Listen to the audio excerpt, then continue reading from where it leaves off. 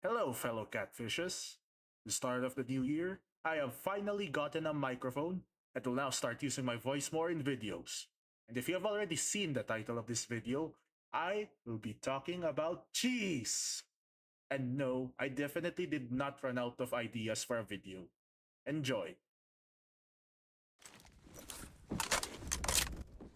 So basically, we all know what cheese is, right?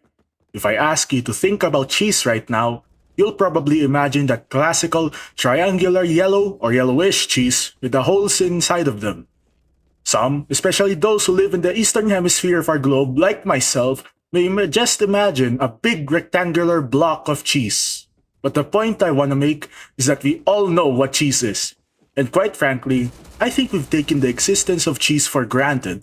I like to credit the one guy who watched his milk turn weird and chunky and decided to try and eat it for no reason. Without that one guy or gal, we wouldn't have all these different kinds of cheeses. The same thing goes for milk, by the way. Shout out to milk and whatever the heck that one guy was doing when he got milk from a cow, a goat, or whatever produces milk. I don't know. Now, I understand that more than half of the world's population is lactose intolerant. And some of you may get offended by the content of this video, but I am willing to bet that most of you still do eat cheese from time to time, knowing that you are absolutely going to blow up your bathroom a few minutes later. I should know that, because I too am lactose intolerant. And even then, I will absolutely and gladly gulp down any and all cheese I find if there is an accessible bathroom nearby. And speaking of that, there are even medications that us lactose intolerant people can take to at least reduce the impact of lactase on our digestive systems. Sure, they aren't cheap, but if you have the funds to buy them and you have a genuine reason to start taking them, why not? If you don't want to take the medication route or avoidance route, you can just get lactose intolerant. No, my bad. You can just get lactose free cheese. You have pressed cheeses like cheddar cheese, Gouda, or Pecorino. Then there's also mold cheese like Brie, I don't know how to pronounce that, or Camembert. Just eat those or something. But now, I want to talk about appreciating cheese itself more, rather than inclusivity for my fellow lactose intolerant people. Cheese is amazing. Cheese is joy. Cheese is life. I eat cheese every day. I put cheese in my fish, in my pork chops, in nearly every food I cook for myself. I eat cheese with it. We put cheese in stuff like pizza, burgers, pastas, and even going back to pizza, some restaurants let you put cheese in their crust. And for some pastas, they are literally made out of cheese, just a few of them. There are even cheese dominant foods like cheese sticks, cheese strings, grilled cheese, and sometimes even drinks with cheese. Like I once saw a cheese milkshake or something like that. I will genuinely glaze cheese until the end of my human life. It is by far my favorite ingredient to use in many dishes, followed only by pork fat. If you hate cheese, feel free to argue with me in the comment section. I dare you. I double dare you. Now, I want to rant about cheese that I do not like. Yes, cheese is still my favorite food, but there are specifically a certain few which I have personal, deeply rooted beef with, such as the likes of moldy cheese.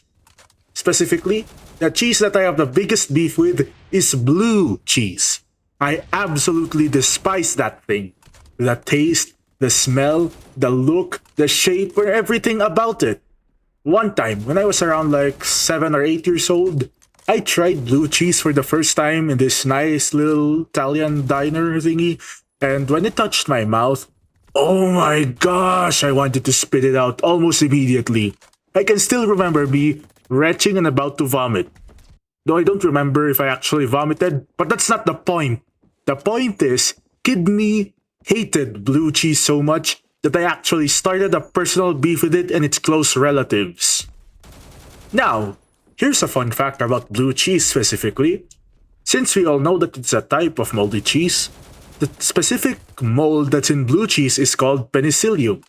If that's familiar, that's because it's the same kind of fungus used to make penicillin, which is pretty neat if I say so myself. Or actually, wait, no. Let me rephrase that since that's kind of misleading.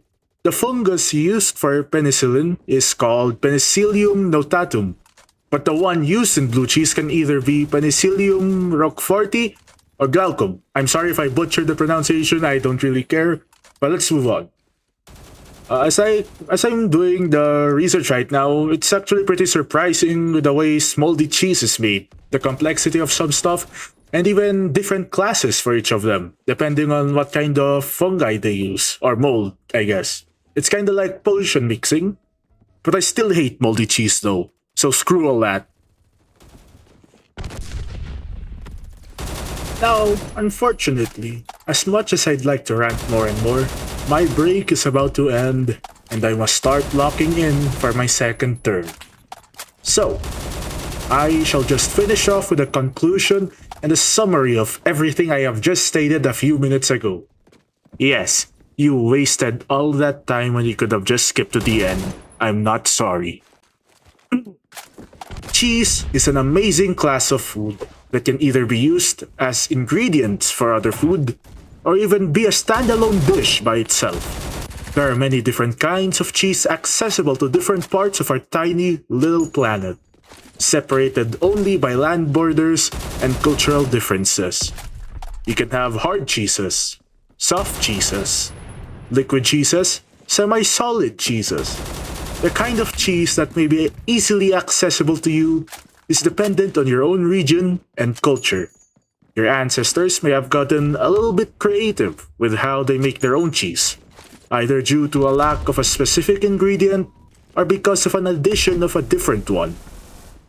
We are all entitled to our own opinion of food and what we enjoy.